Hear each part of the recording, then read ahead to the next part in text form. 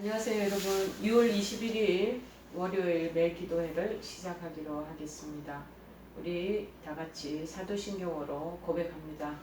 전능하사 천지를 만드신 하나님 아버지를 내가 믿사오며 그 외아들 우리 주 예수 그리스도를 믿사오니 이는 성령으로 잉태하사 동정녀 마리아에게 나시고 본디오 빌라도에게 고난을 받으사 십자가에 못 박혀 죽으시고 장사한 지 사흘 만에 죽은 자 가운데서 다시 살아나시며 하늘에 오르사 전능하신 하나님 우편에 앉아 계시다가 저리로서 산자와 죽은 자를 심판하러 오시리라.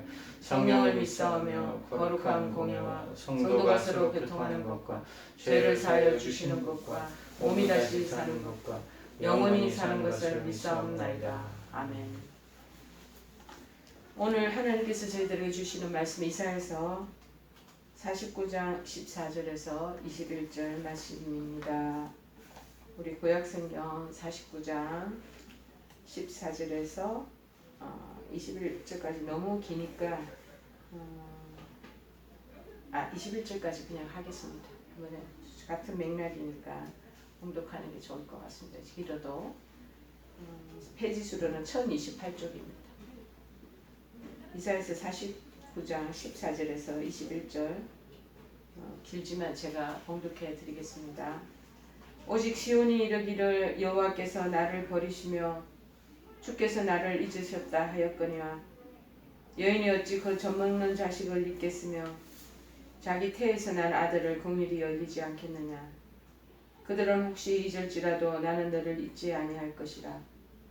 내가 너를 내 손바닥에 새겼고 너의 성벽이 항상 내 앞에 있나니 내 자녀들은 빨리 걸으며 너를 헐며 너를 황폐하게 하던 자들은 너를 떠나가리라. 내 눈을 들어 사방을 보라. 그들이 다 모여 내게로 오느니라. 나 여호와가 이르노라. 내가 나의 삶으로 맹세하노니 내가 반드시 그 모든 무리를 장식처럼 몸에 차며 그것을 띠기를 신부처럼 할 것이라. 이는 내 황폐하고 적막한 곳들과 내 파멸을 당하던 땅이 이제는 주민이 많아 좁게 될 것이며 너를 삼켰던 자들이 멀리 떠날 것이니라. 자식을 잃었을 때에 낳은 자녀가 후일에 내 귀에 말하기를 이곳이 내게 좁으니 넓혀서 내가 거주하게 하라 하리니 그때 네가 네 마음에 이르기를 누가 나를 위하여 이들을 낳았는고 나는 자녀를 잃고 외로워졌으며 사로잡혀 유리하였거늘 이들을 누가 양육하였는고 나는 홀로 남았거늘 이들은 어디서 생겼는가 하리라. 아멘. 오늘 말씀의 제목은 16절 초반절에 있는 말씀처럼 내가 너를 내 손바닥에 새겼노라. 내가 너를 내 손바닥에 새겼다 라는 말씀의 제목입니다. 여러분 사람마다 경우가 다 다르지만은요 집을 떠나서 다른 곳에서 살게 되어서 힘든 경우가 있지 않겠습니까? 또 병원에 여러분 계시지만 지금 병원을 치료를 받기 위해서 오신 여러분들도 집 떠나서 지금 이곳에 와서 임시적으로 지금 치료받는 여정 속에 이곳이 거주하는 곳이 되고 있습니다. 임시 거주지만요. 이때 가장 먼저 떠오르는 분이 누구시겠습니까? 여러분 연세가 있어서 결혼을 했고 자녀도 있겠지만 우리가 어머니가 제일 떠오를 것입니다. 그렇게 집에 있을 때는 잔소리가 귀찮고 간섭하는 것이 정말 짜증나고 또 세상에 대해 한탄하는 소리가 어머니로부터 흘러나오면 그것이 싫어서 정말 떠나고 싶다라는 마음이 들 때가 그렇게 많죠. 그렇지만 내가 막상 어떤 힘든 일을 당하거나 힘든 어떤 일 때문에 외지에 가 있으면 엄마가 그래도 가장 생각이 많이 나지 않겠습니까? 그 이유가 어디 있겠습니까? 그래도 세상에서 눈에 보이고 느낄 수 있는 사람 중에서 자기 자신을 가장 많이 사랑하는 사람이 바로 우리 어머님이 되지 않으시겠습니까? 어떤 경우는 진짜 자기 자신보다도 자기 자식들을 더 사랑하시는 것이 어머님의 사랑이라는 그런 마음이 이렇게 들 때가 많습니다. 저도 벌써 어머님을 여인지가 한 10년이 훌쩍 20년이 다 돼가고 있네요. 그렇게 되었지만 저거 틈틈이 어머님 생각이 참 많이 납니다. 힘들고 어려울 때는 더군다나 더 이제 하나님이 계시지만 또 육신의 어머님이 그리울 때가 또 있겠죠. 오늘 하나님께서는 이 세상에서 사람들 사랑 중에 가장 큰 사랑으로 여겨지는 어머니의 그 사랑을 가지고 당신 자신이 자신의 백성에게 가지고 있는 그 사랑에 대해서 표현하고 계시는 그 내용을 우리가 살펴볼 수 있습니다. 그때는 이스라엘 백성들이 정말 타락해서 도저히 심판을 하지 않으면 안 될 정도의 수준까지 도달하여 심판하게 되는 그 시간대에 그때의 이야기입니다. 이제 하나님의 심판이 오게 되었을 때 그 책망이 너무 심해서 이스라엘 백성들은 하나님께서 이제 자신을 버리셨다라고까지 생각하는 그 순간을 예언하시고 그리고 이 말씀을 하시는 것입니다. 아직 심판의 그 순간은 오지 않았지만 하나님께서 그들이 포로로 잡혀가고 난 이후에 그 절망감들을 미리 느끼시고 말씀하고 계시는 것입니다. 그 이스라엘 백성은 정말 그 포로로 잡혀간 그곳에서 자신들이 잘못했던 그 삶들을 후회도 했겠지만 정말 자신들이 하나님을 덩지고 배반했던 그 하나님께서 마침내 자기네들이 하나님을 덩졌지만 하나님이 그러다 보니 자기네들을 아주 철저히 버리셨다. 우리를 이제는 기억도 안 하시고 살펴보지도 않으실 것이다. 우리는 유기당한 사람들이다. 우리는 그냥 이제 하나님의 눈밖에 완전히 제외된 사람이라고 다들 생각을 했을 것입니다. 하지만 하나님은 또다시 예언을 하시기를 그들이 다시 자기의 땅으로 고향으로 본국으로 돌아오실 것임을 분명히 하고 계시는 것입니다. 오늘 이 말씀을 통해서 하나님의 그 사랑 얼마나 친자식같이 자기의 백성들을 아끼시고 사랑하시는지를 말씀하고 계시는 것이 너무나 눈에 역력합니다. 여러분 우리도 자식을 키우고 있는 분도 있으시고 또 자식을 키워본 적도 있는 우리들이지만 정말 말씀을 피우고 사고를 치고 정말 어머니 마음에 부모님 마음에 정말 어긋나는 행동을 하고 그러한 일들을 방자하게 저지르지만 그때는 너무나 밉죠. 그러나 돌아서면 또 부모인지라 그 아이들을 깨앗겨야 되고 또 끌어안고 그냥 용서하고 또 사랑을 또 베풀어 그들을 또 도닥거리게 되는 것을 바라봅니다. 그래서 부모의 사랑은 이거 끊을래야 끊어지지 않는 그런 사랑인 것 같습니다. 수차례 배신하고 실망감을 주고 부모를 실망시키는 그런 자식들이지만 부모는 끊임없이 그래도 또 품어주는 그 마음이 우리에게 전달되는데요. 하나님의 사랑이 그렇다라는 것이죠. 자, 첫 번째 깊은 절망감에 빠져 있을 때 혼자 된다라는 것만큼 힘든 것이 없을 것입니다. 감옥에서요.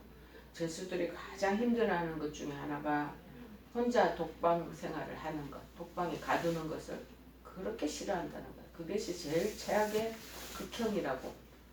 심지어 이제 사형수들이 사형 받기 전에 그 독방에 그 오랫동안 감금되어 있는 것, 그거가 굉장히 고통스럽다고 할 정도로 그게 굉장히 힘들다는 거죠. 혼자 있으면 우리가 좋을 것 같지만요.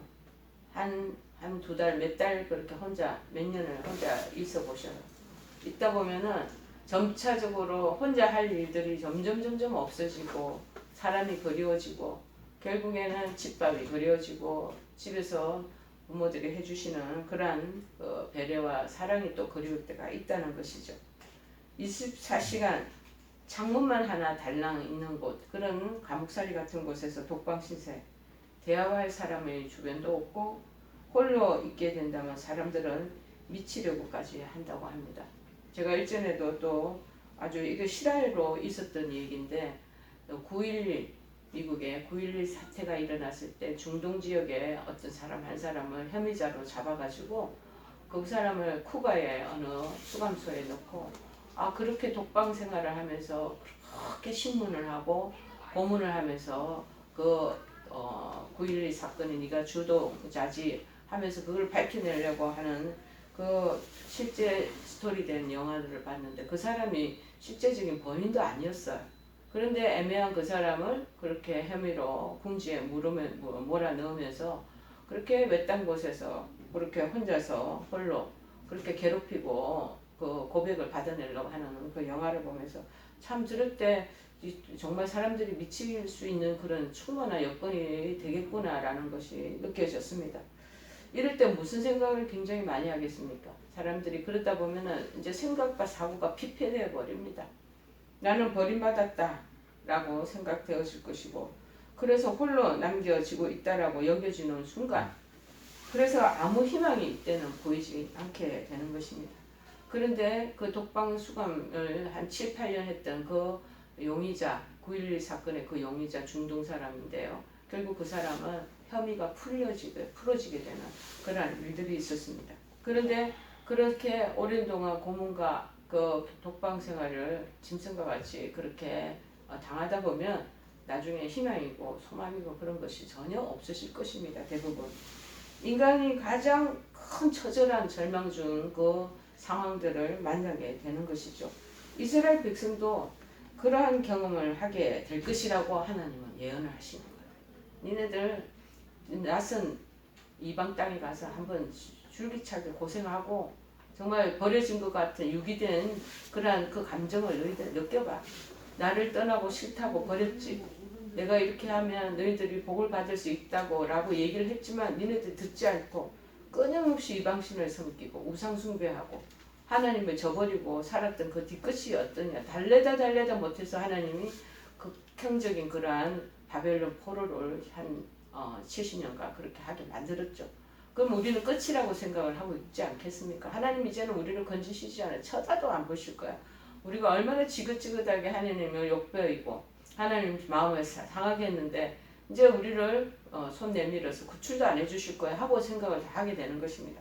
그런데 자신들의 죄악으로 말미암아 바벨론의 포로가 되어 한 번도 보지 못하고 완전히 모르는 어떤 곳에 정착하게 되고 거기에서 노예가 되든가 아니면 그들 이방 문화 안에서 시키는 대로 해야 하는 처지를 스스로 보게 될 때 그들은 나는 이제 소망 없는 사람, 우리 이제 백성들은 끝났다 라고 느껴지지 않겠습니다. 그때 그런 생각을 하게 될 것이라고 하나님 말씀하시고 그때 야훼께서는 우리를 버리셨고 주님께서 나를 잊어버리셨다 그렇게 생각을 한다는 것이죠. 우리나라도 36년간 일제의 그 강점기 때 일본이 철저히 우리를 식민지화 시켜버리잖아요. 우리가 우리 한민족이라는 걸 잊어버리게 하기 위해서 이름도 다 바꿔버려요. 장시개명. 그 다음에 우리 말 쓰는 언어도 다 일본말로 바꿔 교육을 시켜버립니다. 그리고 모든 제도와 문화권이 일본에 가지고 있는 조선 총독부의 그 휘하에 다 들어가게 만들어버려요. 그 언어를 잃어버리게 하고 그 다음에 이름도 장시개명 이름도 다 일본말로 바꿔버리게 하고요.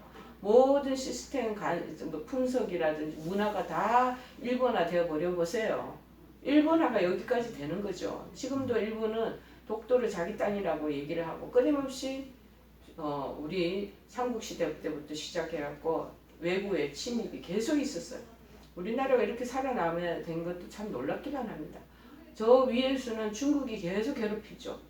그리고 남쪽으로는 일본 외구가 계속 우리나라를 침략하면서 우리나라를 통해서 중국으로 나갈 수 있는 그 발판을 마련하기 위해서 우리나라를 자꾸 건드리는 거예요. 중국은 또 어떻습니까? 우리를 통과해서 일본을 또 넘보기 위해서 우리나라를 밟고 내려오는 우리나라는 늘 사각지대에 그렇게 있었다는 것이죠. 희망이 없는 나라였어요. 자, 그런데 우리나라도 놀랍게 하나님께서 건지시고 해방시켜 주시고 또 그러나 6.25 전쟁을 또 만났고 그럼에도 불구하고 이제는 재생이 불가능하게 해보기 어렵겠다 라고 했는데 이렇게 또 건재한 나라로 또 살려주시고 참 이 은혜가 놀랍기만 합니다. 자, 우리도 이 같은 순간들이 종종 인생을 살다가 있을 수가 있습니다. 우리가 어떤 잘못을 하게 된다든가 실수를 저지르게 되어 하나님은 분명 나를 버리셨을 거야.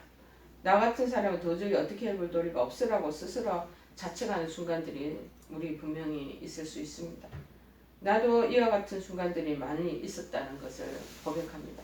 철저히 버림받았다고 여겨질 때가 있습니다. 홀로 되었다고 느껴지는 순간들이 있습니다. 자, 그것이 사람들에게서든 혹은 하나님에게서든 버림받았다는 생각이 들면 그런 마음들이 얼마나 마음을 항폐화시키는지 모릅니다. 이전에 아주 설교 잘하던 그 목사이신 스펠전의 목사님도 그런 시간들을 지나가야만 했다라고 책에서 고백한 적이 있습니다. 여러분, 이스라엘 백성이 바른 타국 땅에서 모르는 신들에 둘러싸이고 천대와 학대를 당하는 그 순간에 스스로 자신들을 향하여서 하나님은 우리를 버리셨어. 우리는 도저히 회복되지 못할 거야. 이것으로 우리는 끝났어. 라고 하는 그런 사정들이 경우는 틀리겠지만 우리에게도 있을 수 있다는 것입니다. 여러분, 저는 얼마 전에 다니엘에 대한 것도 이렇게 생각을 하면서 다니엘도 지금 그런 처지에 있으면서 그때 이방 나라에서 좀 좋은 대우를 받고 있을 때 그럼에도 불구하고 하나님을 저버리지 않고 예루살렘 성전을 향한 그 창문을 열고 하루 세 번씩 그렇게 기도했다라는 것이 그렇게 마음에 와닿더라고요. 우리가 늘 알고 있지만.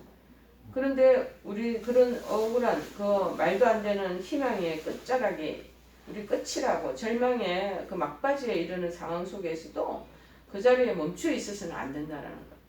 그냥 자신의 환경과 자기 자신의 어떠함, 생각과 느낌의 모든 것을 맡기고 그냥 그렇게 어두운 터널 가운데 홀로 있게끔 내 자신을 방치해서는 안 된다. 믿음의 사람들은 그래야 된다는 거예요. 지금 절망에 지금 여러분 치료받는 그런 와중에 있으시잖아요. 들려오는 거라고는 검진 결과가 전부 나쁘다는 소리만 들려오고 어찌 보면은 희망이 없는 것 같은 그런 느낌이 들 때도 있습니다. 일전에 어느 분 한 분도 그분이 어느 간호사 선생님이 의뢰했던 사촌 언니가 왔는데 정말 근무력증에 걸리는 병에 시달리게 되시는 거예요. 어쩌면 파킨슨 병인도 비슷하기도 하는데 이거는 어쩌면 목에 있는 목젖에 있는 근육도 다 위축이 돼가지고 물 한 모금도 마시기가 어려울 정도고 그 다음 눈에 눈꺼풀이 자꾸 처져갖고 근육이 힘이 빠지니까 완전히 절망의 상황 아니겠습니까?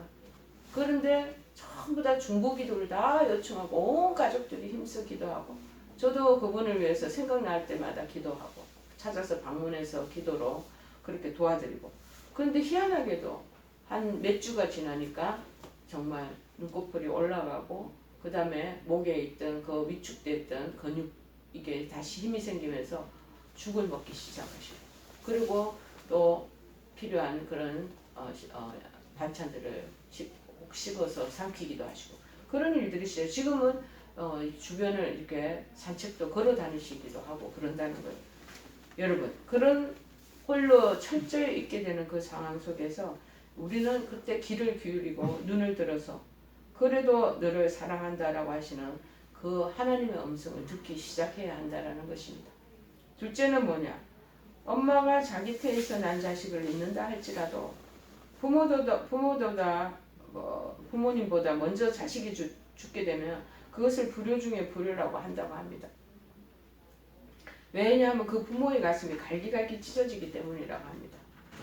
며칠 전에 저희 또 아는 그 선배님을 만났는데 그분도 목사님이신데 그 아이가 고등학교 1학년 때 잘 키웠는데 그 아들을 쉽게 얘기하면은 이 신종플루 그 플루에 그냥 감염돼 가지고 응급실에 가서 무슨 주사를 맞았는데 몸이 안 좋았으니까 주사를 맞았겠죠. 한 3일 있다가 바로 그냥 하늘나라로 간 거예요. 그 아버지가 결국에는 목사님이 너무 실망되어서 결국에는 뭐 주변에 있는 사람들 관계 만나는 것도 다 꺼려하고 그래서 혼자서 외롭게 그렇게 지나는 시절이 있었노라고. 지금은 이제 사람들 만나고 이제 벌써 그 아이가 컸으면 지금 나이가 몇 살 됐겠어요. 30대 지금 후반 정도 됐겠네요. 지금 그때 그 사정을 허심탄회하게 얘기하는 것을 들었습니다. 부모님들이 자식을 잃어버리면 갈기갈기 그 가슴이 찢어집니다. 자식이 죽게 되면 부모는 자식을 무덤에 묻는 것이 아니라 자기 가슴에 묻는다라고 하는 것이죠. 무안의 한 선교사님 가정에 먼저 자신의 아들을 천국으로 떠나보내셨습니다. 이분도 겉으로 티는 안 내시는데 3년이 지나도 5년이 지나도 그 아들의 방을 그대로 놔두시는 것입니다. 자식이 아들이 사용했던 책, 가방, 그리고 심지어 장난감까지, 그리고 그 아들이 그렸던 그림들, 지금은 어떻게 하셨는지는 모르지만 작년인가 때로 제가 그 집을 방문했을 때도 여전히 그러고 있었습니다. 그것이 부모가 자식에게 갖는 그 사랑의 마음이라 싶습니다. 오늘 하나님께서 자기의 백성에게 하신 말씀을 주위에서 보십시오. 설사 엄마가 자기가 낳은 그 자식을 잊어버린다 할지라도 자신은 절대로 자기 백성을 잊지 아니할 것임을 말씀해주고 계시잖아요. 절대로 우리를 잃어버리지 않으신다고. 요새는 자식을 유괴하는 부모님들이 엄청 젊은 부모들이 많더라고요. 그런데 하나님께서는 우리를 다 찾으시겠다고 말씀하고 계십니다. 로마서 3장 8장 37절에 말합니다. 그러나 이 모든 일에 우리를 사랑하시는 이로 말미암아 우리가 넉넉히 이기느니라. 내가 확신하노니 사망이나 생명이나 천사들이나 권세자들이나 현재일이나 장래일이나 능력이나 높음이나 깊음이나 다른 어떤 피조물이라도 우리를 우리 주 그리스도 예수 안에 있는 하나님의 사랑에서 끊을 수 없으리라. 하나님은 우리를 사랑하시고 하나님이 그 사랑에서 우리를 아무도 끊을 수 없다고 말하고 계십니다. 요한복음 10장 27절에도 말합니다. 내 양은 내 음성을 들으며 나는 그들을 알며 그들은 나를 따르느니라. 내가 그들에게 영생을 주노니 10장 28절에 영원히 멸망하지 아니할 것이요 또 그들을 내 손에서 빼앗을 자가 없느니라. 이렇게 말씀하고 당신의 우리 영생을 주신 삼일째 하나님께서 우리를 꽉 잡고 계시기 때문에 아무도 하나님 손에서 우리를 빼앗을 수 없다라고 아주 보장하시고 약속하시고 계시잖아요. 하나님 심지어 우리를 기억하시기 위해서요. 당신의 손바닥에 자기 백성을 새겼다라고까지 말씀하시고 계시는 것입니다. 우리가 비록 죄가 있어서 실수를 저질렀을 하나님 아버지의 관계가 멀어질 수 있는 상황에 왔을지라도 우리가 우리 인간은 하나님을 슬퍼 잊어버릴 수 있습니다. 잊어버릴 수 있고 완전히 포기하는 삶을 산다고 할지라도 하나님은 우리를 절대 포기하지 않으신다는 것. 자기 백성을 자신의 손바닥에 새겼다라고 말씀하시고 계시잖아요. 하나님 우리 죄악과 허물과 실수를 해결하시기 위해서 우리의 모든 그 수치와 절망과 저주를 하나님의 어린 양 예수 그리스도에게 다 부으시는 것. 그 하나님의 어린 양 예수께서 내가 죽어야 할 그 자리에서 우리의 이름과 생명으로 우리를 대신하셔서 우리의 죄악과 허물과 실수들을 십자가에 당신이 다 담당하시며 돌아가신 것입니다. 그리고 우리에게 영생을 주시고 천국의 소망을 주셨습니다. 우리로 그리고 하나님의 친자녀가 되게 하셨습니다. 죽기까지 사랑하신다는 겁니다. 우리를 잃어버리지 않으신다고 당신 손바닥에 다 새겼다고 말하고 있지 않습니까? 우리는 하나님을 잊어버릴 수 있어도 하나님 절대 우리를 잊지 않으시고 우리가 어디 있든지 우리를 찾으시고 회복시켜 주시는 분인 줄을 여러분 믿으시기를 바랍니다. 오늘 내가 너를 손바닥에 새겼노라 하시는 말씀을 잘 명심하시면서 여러분 치료받다가 실망하거나 좌절하는 마음과 절망의 시간이 있다 할지라도 끝끝내 하나님 앞으로 나오면서 주님을 찾고 구하면 온 회복의 놀라운 역사를 일으켜 주시리라 믿습니다. 자, 우리 310장 찬양하시겠습니다. 310장입니다.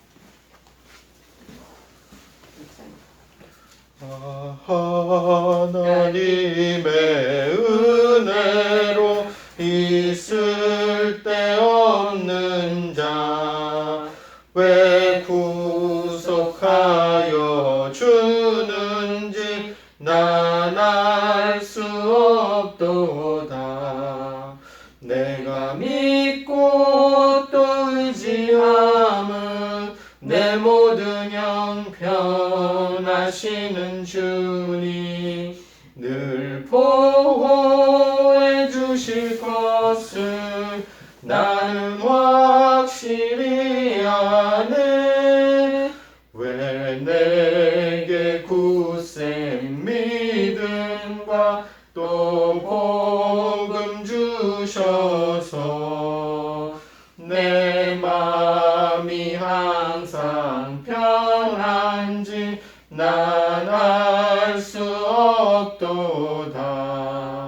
내가 믿고 또 의지함은 내 모든 형편 아시는 주니 늘 보호해 주실 것을 나는 확실히 아네.